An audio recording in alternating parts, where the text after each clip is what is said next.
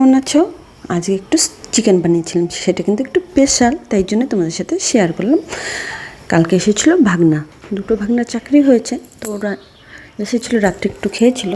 তো বাচ্চা ছেলে তো এমনি অন্য কিছু খায় না, যেমন ধরো চিকেনটা ওরা পছন্দ করে, এমনি পাঁঠার মাংস যেমন খেতে চায় না। তো আমি চিকেনটাকে একটু অন্যভাবে রান্না করছি, এই জন্য আমি তোমাদের সঙ্গে শেয়ার করছি। প্লিজ তোমরা দেখো, নিশ্চয়ই খুব ভালো লাগবে। আর আমি এটা বলতে পারি, তোমরা এইভাবে চিকেনটা কখনোই খাওনি। এটা তাই একদম আদা দিচ্ছি না, আদা ছাড়া একদম কিভাবে বানানো যায় সেটাই কিন্তু।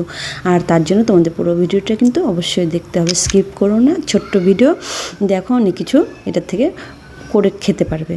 তো দই দিয়ে বানাবো, শুধু আদা আর রসুন আর পেঁয়াজটা বেটে নিয়েছি, আর পুরোটাই দই থাকছে, আর একটু জিরে, ধনে, লঙ্কা, ব্যাস এই দিয়েই হয়ে যাবে।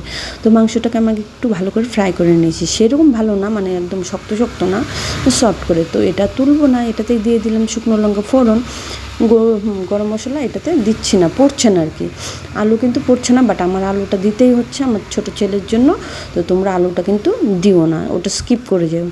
তো পেঁয়াজ দিয়ে দিলাম, আলু বললাম না, আলুটা আমার ছেলের জন্য। তো তোমরা যখন বানাবে এটাতে আলু দেবে না একদম। তো এইভাবে আমি এটাকে আরও কিছুক্ষণ একটু সাঁতলে নেবো, যতক্ষণ না একটু জলটা একটু কমে আসে।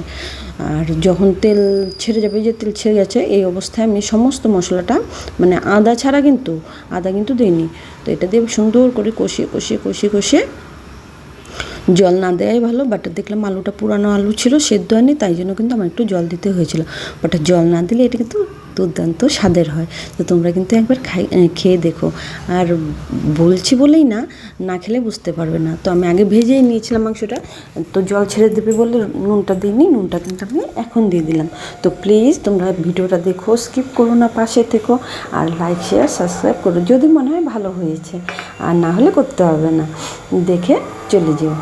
তো এই হচ্ছে রান্না। তো ভাগনাদেরও যে এত ভালো লাগবে আমিও ভাবতে পারিনি। তো চলো টাটা। যেরমই হয়েছিল কষানোর পরে, তো এটাতে জল না দিলে কিন্তু বেটার হয়, যে আলুটা সেদ্ধ হয়নি বলে আমি একটু জল দিয়েছিলাম।